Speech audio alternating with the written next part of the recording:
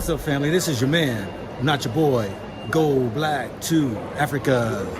So I want to share this video right here with you all so that you all can see that even the hidden agendas of what was kept from us as a people, why we understand now why it was illegal to read.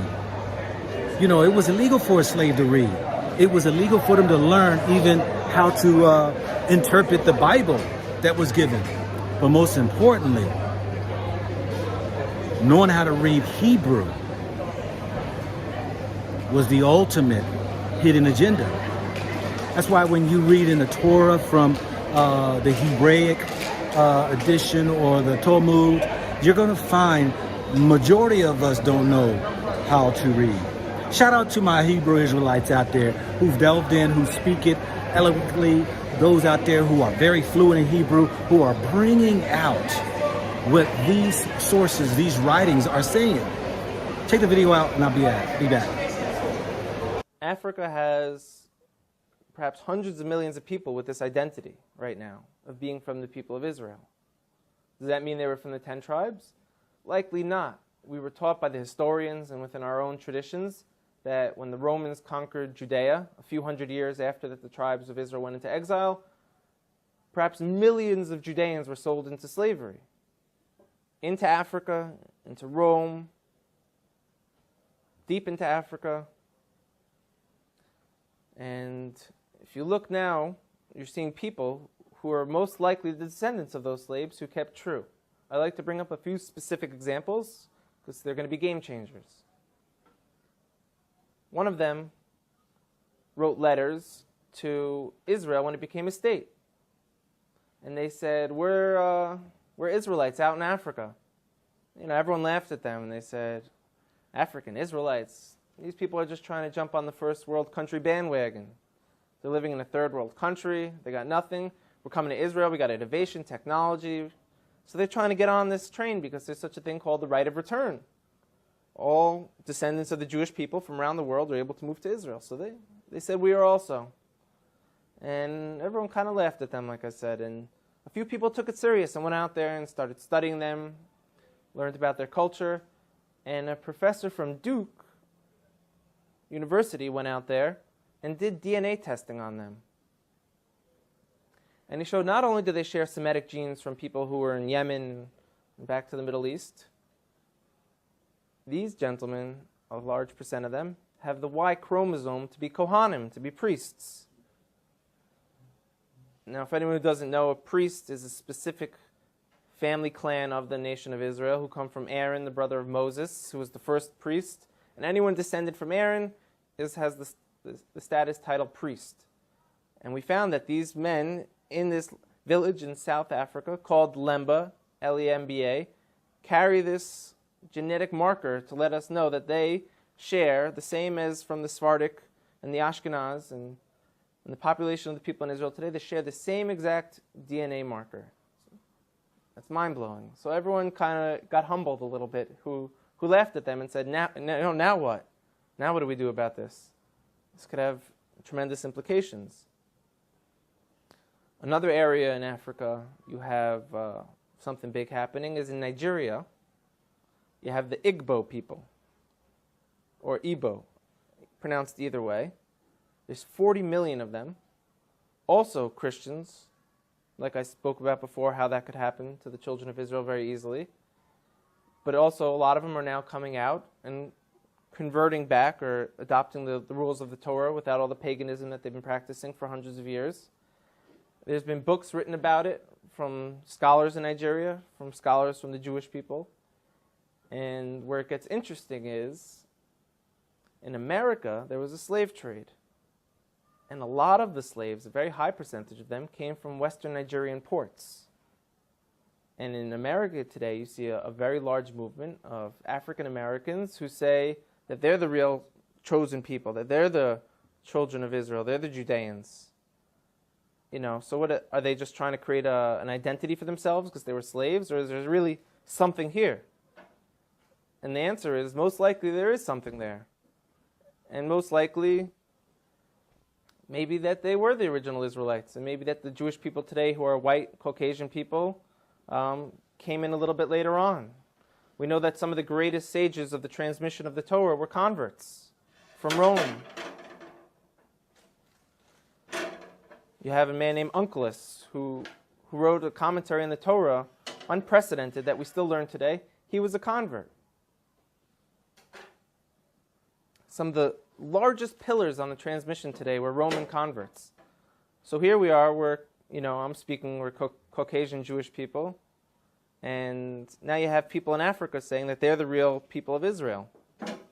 It can't be ruled out at all. We know they were sold into slavery. We know now that they're fulfilling prophecies by saying, we're coming back. We want to rejoin the nation. Because I know people are waiting for this information, so I'm going to get this to them. This is right here about the text. So this is when it was composed, okay, during the time of 630 C and 1030 CE. Okay, this is the history this is how old it goes back. And this is what the Jewish people use today, all right? So now we're going to go to Perkei Rabbi Eliezer. Rabbi Eliezer is one of their most revered rabbis in their Talmudic literature, okay? All right, so we're going to go to, contents, chapter 24, okay? So chapter 24. So again, remember, Sepharia, Perkei, the Rabbi Eliezer, chapter 24.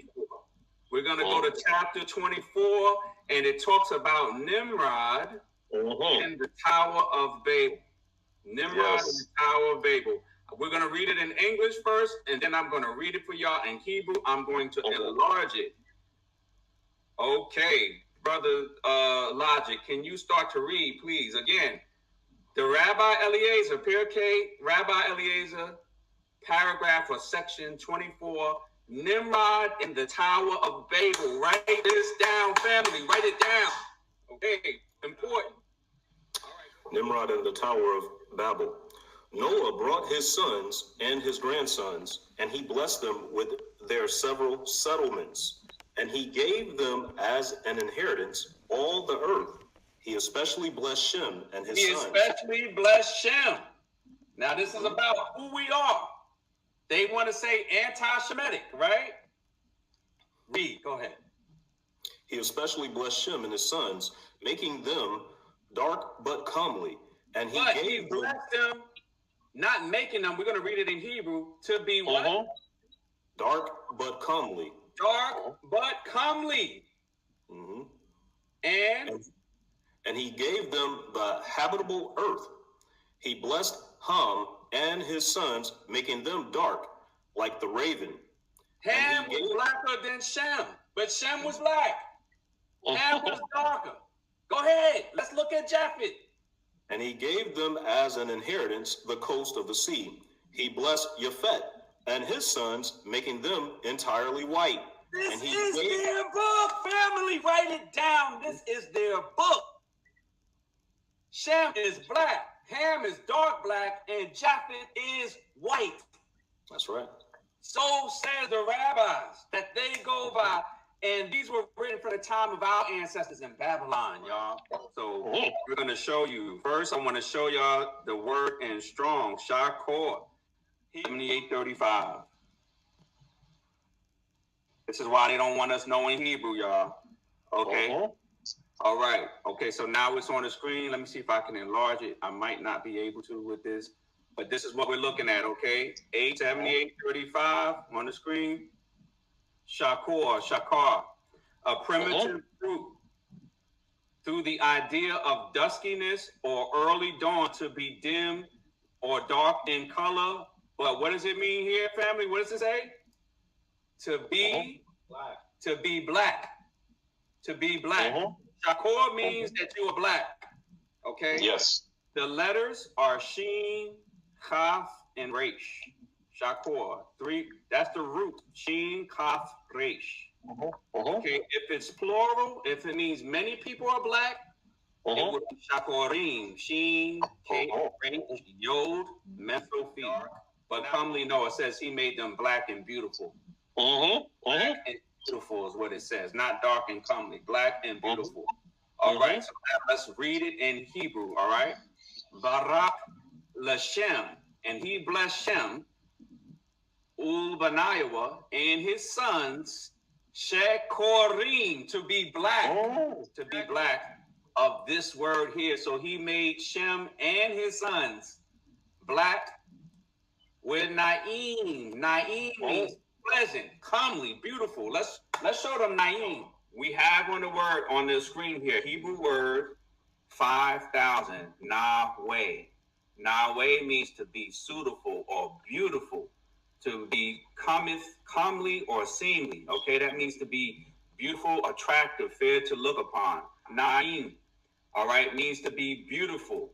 All right, so Shekorim with Naim, black and beautiful. So this is what we're reading. Again, we're reading from the Talmud. All right, we are in, let me show you the chapter 24, right, of Rabbi de Eliezer, chapter 24, okay? Nimrod in the Tower of Babel. This is how you spell Ham in Hebrew, Chet Mem. And to Ham, Ubaniah, and to his children, Shekorim Ke-Orev. He is black like a raven. So the Hamites were jet black. Shem is black. Ham is jet black. Okay? With Han-Hilam, and they shall inherit Kuf Hayam, the edge of the sea. Barak le-Yafet. This is how we say Japhet in Hebrew, Yafet. So the blessing for Japhet, Ubaniah, and to his children, Kulam Livani. So they would be white. This is how you say white in Hebrew. I'm going to show y'all.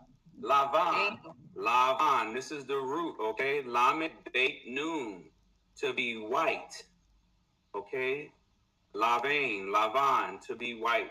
Okay, Lavan is white, so Livane, okay? Well, Yahweh, okay? So let's read that. He blessed Japhet and his sons, making them entirely white, and he gave them for an inheritance the deserts and the fields.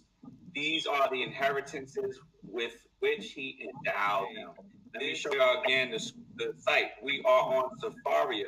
This is where Living Library of Torah. Sepharia is home to 3,000 years of Jewish texts.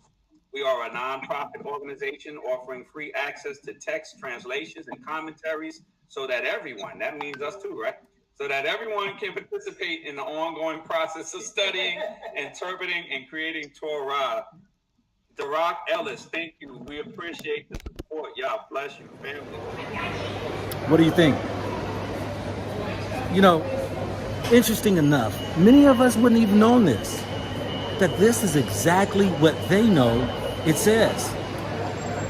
How is it that for 5, 6 to 1,000 years, when they decided to do the switch, you know, the bait and switch, to go ahead and slide in and remove you out the way and then say that you are this and yet they are this. Now, I'm not saying everybody out here had that intentions or the motives, but we do know that those who were the leaders back then wanted to put us aside, wanted to go ahead and change our name, change the identity, and then those reap the benefits from thereof, when we know that even today's society that over in Israel receives billions of dollars from the sympathies of their horrific Holocaust that happened to them from around the world. But what do we reap? What do we have? What do we have for what we endure, our people? It's time for us to get wiser, to educate ourselves, and really get into this whole identity thing. Now, some people don't think that, oh, it don't matter. These people are ignorant. You see, when there was a spiritual blessing given to a people, and you have one that might come in and say, I rightfully should be able to receive the wealth that's passed on to you. You know, If your mama and daddy left you something and somebody comes up and says, well, I deserve part of it too, you would be in uproar. But I'm saying that what's rightfully yours, we can learn that even there were those who could take away birthrights and step in and try to receive blessings. Stay abreast and attuned. I'm going to go ahead and show many of the videos that I've run across over the years that I'm going to resurface to show that there is an error. There was an attempt. There was this idea that we are not who the ancient writings, the scriptures, the scrolls say that we're not. Let's wake up. Come to the truth, family. This is your man, not your boy. Go black to Africa. Think about it, think about it, think about it, think about it, think about it, think about it.